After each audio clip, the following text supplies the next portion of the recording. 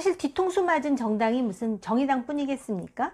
아까 말씀드린 정계련도 그렇고 또 녹색당도 그렇고 전부 뒤통수 맞았는데, 정의당 같은 경우는 거의 이제 한쪽에서는 더불어시민당, 또 한쪽에서는 열린민주당, 그러니까 거의 뭐 쌍절곤으로.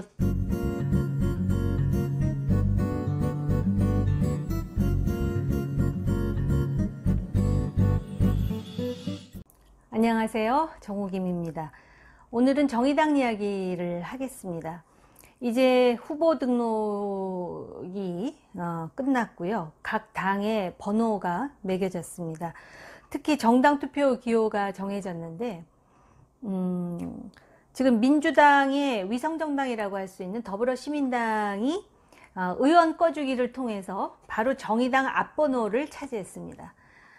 그래서 정의당의 기호가 6번이 되고요. 더불어시민당이 5번이 되었다 그러는데요. 이거는 굉장히 많은 의미를 갖게 됩니다. 왜냐하면 지금 이 민주당이 소위 비례연합정당을 만들면서 가장 큰 타격을 받은 정당이 바로 정의당입니다. 자칫하면은 지금 지역구에서 과연 한두 명이 당선이 될까, 지금 그걸 걱정하는 상황인데, 바로 그 원인이 아주 끈끈한 파트너였던 더불어민주당 때문입니다.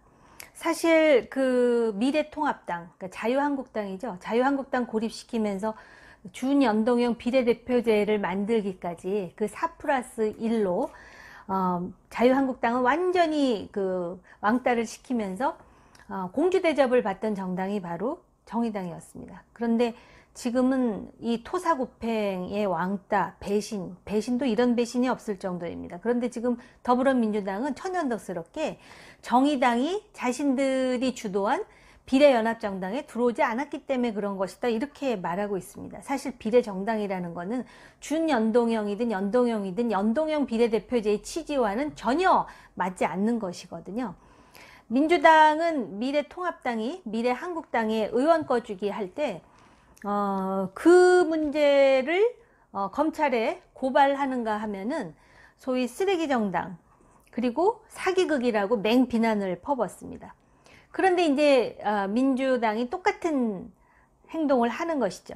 그러자 정의당이 이거는 내로남불이다, 국민들이 한심해할 거다 하고 민주당을 지금 공격하고 있지만, 지금 철양 맞아 보이는 거는 오히려 정의당입니다. 정의당은 한마디로 더불어민주당의 완전히 차인 겁니다. 이게 또 어떻게 보면 한국 정치스러운 거죠. 이런 거는 한국 정치답다고 말하면 안 되고요. 한국 정치스럽다고 말해야 됩니다.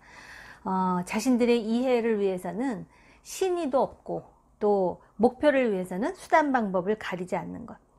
지금 더불어민주당이 이래저래 위성정당인 더불어시민당 뿐만이 아니라 또 하나의 비례정당으로 열린민주당이라는 게 만들어지지 않았습니까? 겉으로는 더불어시민당만이 민주당의 형제정당이다 그러면서 뭐 종갓집 운운하면서 상당히 끼고 돌고 열린민주당을 이렇게 배척하는 것처럼 보이지만은 사실은 그렇지 않은 것 같습니다.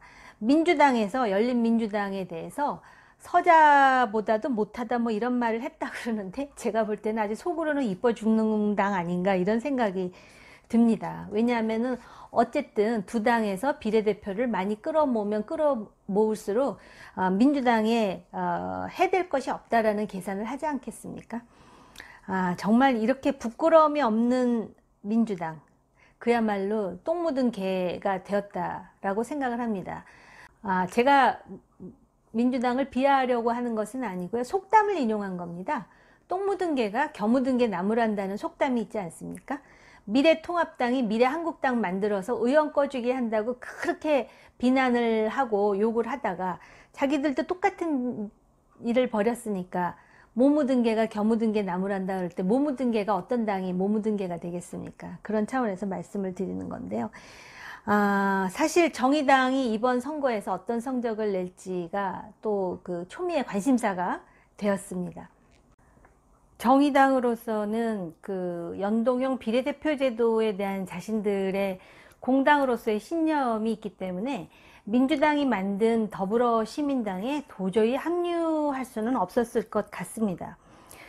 그런데 바로 자신들의 그 연동형 비례대표제에 대한 어떤 그런 그 가치 때문에 오히려 이 한국형 준연동형 비례대표제의 첫 희생자가 정의당이 될 수도 있을 것 같습니다.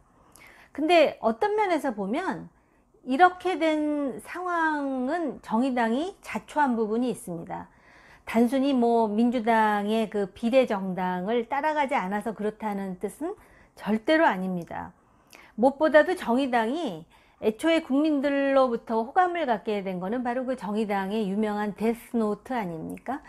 아무리 민주당하고 정책 연합을 하더라도 옳은 건 옳고 틀린 건 틀리다는 그런 분명한 입장을 가지고 있었기 때문에 정의당을 비판하거나 정의당의 가치를 찬성하지 않는 사람들도 그런 면에 대해서 굉장히 평가를 했었는데요. 그 대표적인 예가 문재인 정권의 초대 법무장관이죠. 안경환 전 서울대 법대 교수. 이 후보를 자진 사퇴하게 만들었던 결정적인 원인이 바로 정의당의 데스노트였거든요. 그래서 이러한 독야 청청에 대해서 굉장히 민심이 좋은 방향으로 그 정의당을 향해서 한동안 그런 민심이 작동을 했었는데, 이제 정의당이 연동형 비례대표제를 하게 되면 더 많은 의석을 차지할 것이다라는 어떤 그런 그 희망 내지는 욕심이 생기면서 점차 해서는 안 될, 즉 잘못된 일에 민주당과 타협하기 시작합니다. 그러다 보니까 정의당의 선도가 그때부터 이제 떨어지기 시작했던 것이죠. 그래서 언제부터인지 우스갯소리로 민주당에 민주가 없고 정의당에 정의가 없다는 비아냥거림까지 나올 정도로 이 문재인 정권하고 협조해야 연동형 비례대표제를 통과시킬 수 있다라는 그런 고려가 상당히 그 정의당의 입장에 많이 반영되기 시작합니다. 그 결정적 사례는 또 다른 법무장관 후보인 조국 서울대 교수였죠. 바로 그 조국 장관을 임명할 때 데스노트를 소위 흔들지 않은 정의당의 심상정 대표에 대한 실망, 이런 것 때문에 지금 정의당 지지도가 떨어지는 데다가 민주당에서 그 민주당과 연결되어 있는 그 비례정당이 벌써 2개나 생기다 보니까 정의당 지지도가 오르지를 못합니다. 이렇게 되면은 비례대표에서 많은 그 당선자를 내기가 어려운 상황이 되는 것이죠. 그러다 보니까 이번 총선에 출마하는 젊은 정의당 후보들이 조국 전 법무장관 임명 강행 당시에 정의당이 찬성한 것을 깊이 반성한다, 이런 자기 고백을 합니다. 그러니까 힘이 없다 하더라도 타협보다는 치열하게 싸웠어야 했다, 이런 후회도 하는데요. 이런 얘기는 상당히 좀 그 울림이 있습니다. 이번 한 번만 타협하면 더 많은 힘을 가지고 약자들을 대변할 수 있을 거라고 생각했는데, 정의당이 우리도 모르는 사이에 그간 우리가 비판해온 거대 양당의 모습을 닮아간 것을 반성한다. 진중권 전 동양대 교수가 바로 정의당을 탈당했는데, 얼마 전에 이러한 그 젊은 정의당 소속 후보들의 반성문에 대해서 이제야 정의당이 제자리로 돌아온 것 같다라고 말했다 그럽니다. 좀 늦었습니다. 그런데 지금이라도 민주당이 어떤 정당인지 알았다는 것은 다행이라고 생각을 합니다. 의원 꺼주기를 한 미래통합당을 쓰레기당이라고 그랬으면, 그 쓰레기당이라고 욕하면서 똑같은 쓰레기 짓을 했던 그 당은 쓰레기만도 못한 당이 되는 건가요? 쓰레기 뭐 이런 험한 말들을 왜 그렇게 정치판에서 많이 쓰는지 모르겠습니다.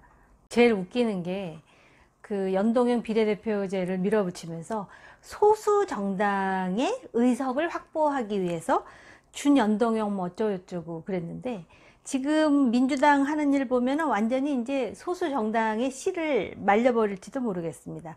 비례연합정당 만들 때 그 듣도 보도 못한 가짜로 시작하는 정당 해가지고 막 동원을 해가지고선 비례대표 공천을 했는데, 35명 중에 2명만 그 소수 정당에서 1명씩 나왔고 나머지는 전부 민주당이 뽑았다고 하더라고요.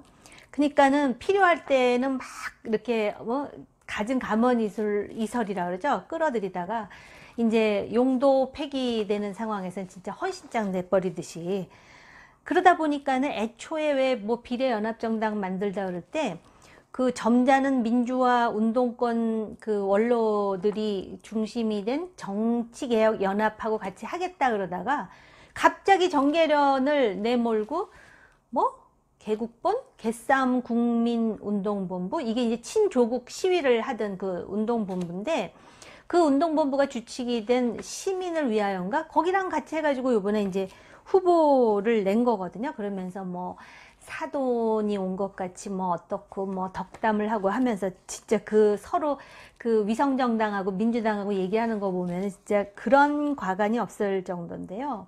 제가 더 끔찍하게 생각하는 거는 이런 상황에서 이거 잘못된 거 아니냐라는 목소리가 내부에서 거의 나오지 않는다는 거죠.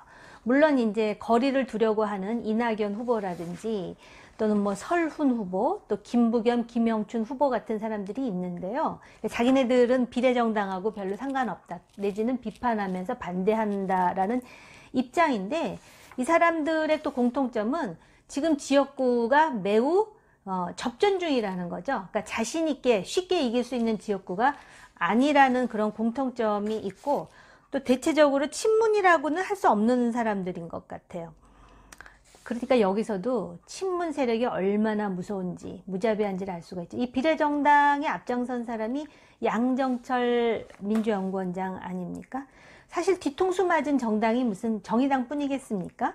아까 말씀드린 정계련도 그렇고 또 녹색당도 그렇고 전부 뒤통수 맞았는데, 정의당 같은 경우는 거의 이제 한쪽에서는 더불어시민당, 또 한쪽에서는 열린민주당, 그러니까 거의 뭐 쌍절곤으로 그냥 그 뭐야 얻어맞는 지금 상황이라고 봐야 되겠죠. 정치판이 정말 정말 개판인데요. 이 정치적 신의 이런 건 고사하고 조폭들 정도의 어떤 의리 같은 것도 전혀 없는 것 같습니다. 그런데다 지금 대통령 지지다가 무슨 52%나 된다 그러더라고요. 그러다 보니까 지금 민주당은 아주 속으로 지금 막 희희낙낙하는 상황입니다. 그럼에도 불구하고 이번 4.15 총선은 진짜 21세기 한반도의 운명을 결정짓는 중요한 선거입니다.